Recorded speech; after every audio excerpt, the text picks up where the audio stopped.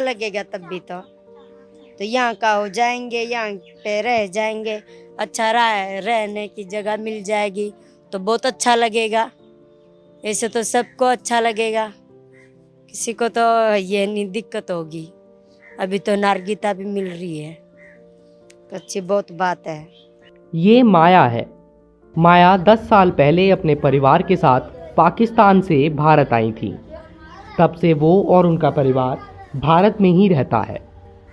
इन दिनों माया के जीवन में खुशी की एक लहर है। उनके चेहरे पर मुस्कुराहट की एक वजह है। लाखों करोड़ों शरणार्थियों के यातनापूर्ण नर्क जैसे जीवन से उनको मुक्ति दिलाने का साधन बनने जा रहा है। और मुझे बहुत आनंद है कि आज ये लाखों करोड़ों शरणार्थी जो भारत के प्रति श्रद्धा रखते हुए हमारे देश में आए थे, उनको नागरिकता और संवैधानिक सम्मान देने का काम ये बिल के माध्यम से, जब ये बिल पारित होगा, हो जाएगा।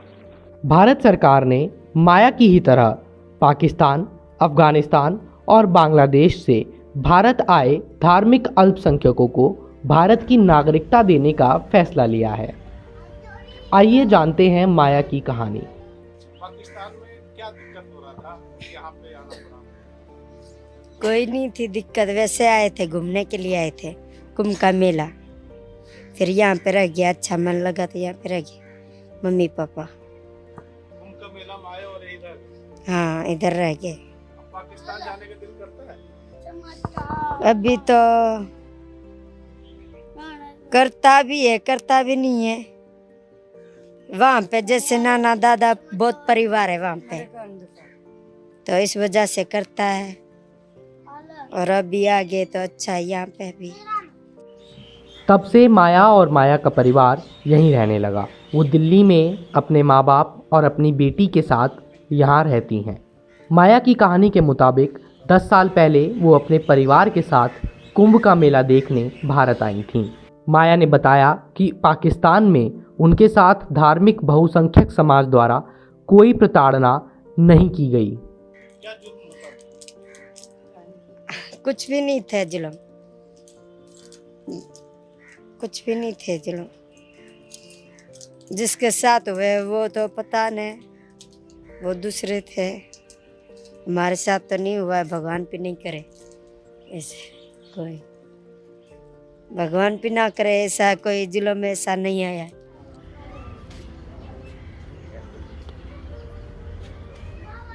साल 1947 में देश के विभाजन के समय कुछ लोग ऐसे थे जो पाकिस्तान चले गए और कुछ ऐसे थे जो भारत में ही रहे। ये विभाजन मुख्य तौर पर धर्म के आधार पर हुआ।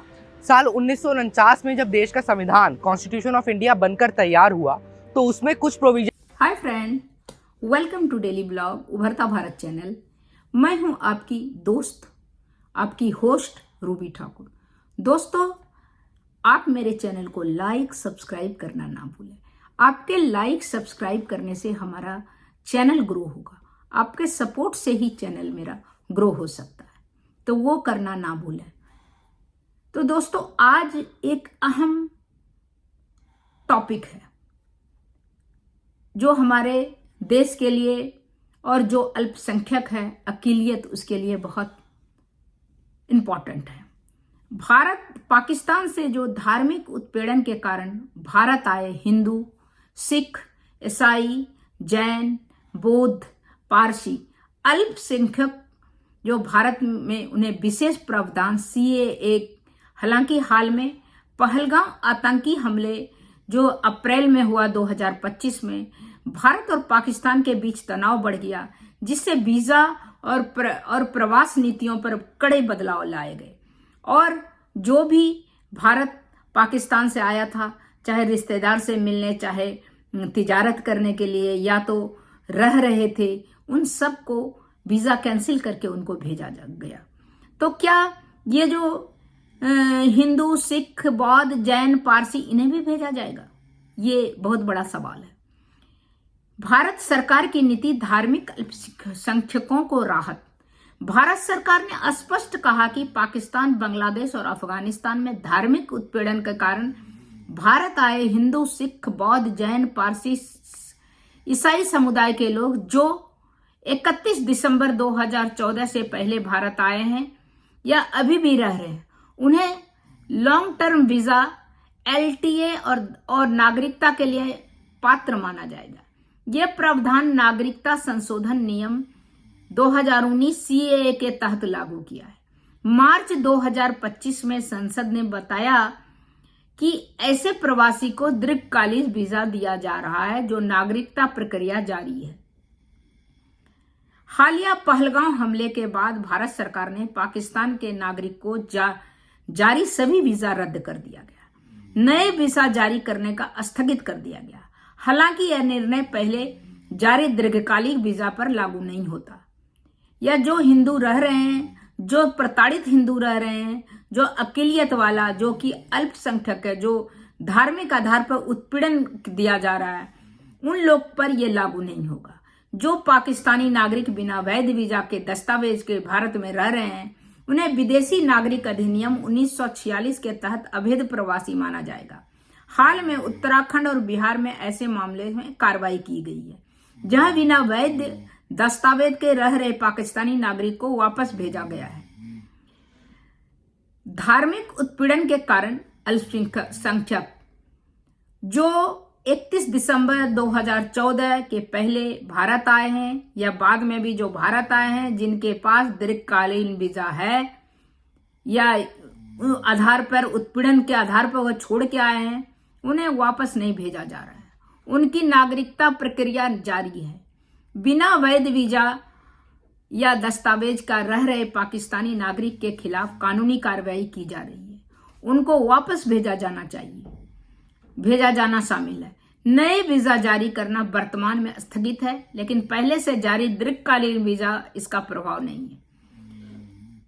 तो इस तरह करके यदि आपके पास कोई विशेष मामला या जानकारी है तो दोस्तों आप मेरे कमेंट बॉक्स में लिखिएगा, क्योंकि ये बहुत बड़ा सवाल है कि जो अल्पसंख्यक वहां पर मार से अपनी लड़की को वहां उठाया जा रहा है, इन सब से प्रताड़ित होके धार्मिक उत्पीड़न के कारण देवाया राम जैसा जो MP है वो भी देश छोड़ने के लिए उनको भी मजबूर होना पड़ा।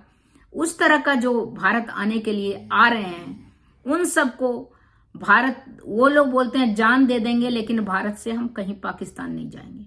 मुझे जान ले ले यहीं पर यहीं रहेंगे, क्योंकि वहां नहीं हमारे परिवार की इज्जत सुरक्षित है, न हमारे पास धार्मिक हमारा स्वतंत्रता है, न हमारे रहने का स्वतंत्रता है। तो वह यहाँ पर हम सब तरह का अपना धार्मिक, अपने बच्चों को वहां नहीं हम पढ़ा पाते हैं, न हमारे पास कुछ है।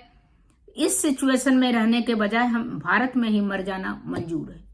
तो इसके लिए भारत सरकार को विचार करना पड़ेगा कि क्या किया जाए। जो अल्पसंख्यक यहाँ पर आए हैं 2014 के बाद, उनका क्या होना है, वो अगर जाएंगे तो कैसे जाएंगे, क्योंकि सब कुछ बेच बाच के वहां से आ गए हैं। अब वहां पर उनका कुछ नहीं है, तो वहां भेजना, वहां और वो भी धार्मिक उत्पीड़न से त्रस्त होके, तो ये इसमें क्या होगा ये आगे सरकार देखेगी। तब तक इतना दोस्तों, फिर मिलती हूँ अगले कुछ न्यू इंटरेस्टिंग टॉपिक के साथ। तब तक के लिए नमस्कार, और आप मेरे चैनल को लाइक सब्सक्राइब करना ना भूलें। आपके लाइक सब्सक्राइब से ही हमारा चैनल ग्रो होगा और मेरा मनोबल बढ़ा रहेगा, मॉरल हाई रहेगा, जिससे मैं अच्छे से अच्छे कंटेंट आपके लिए लेके आते रहूं।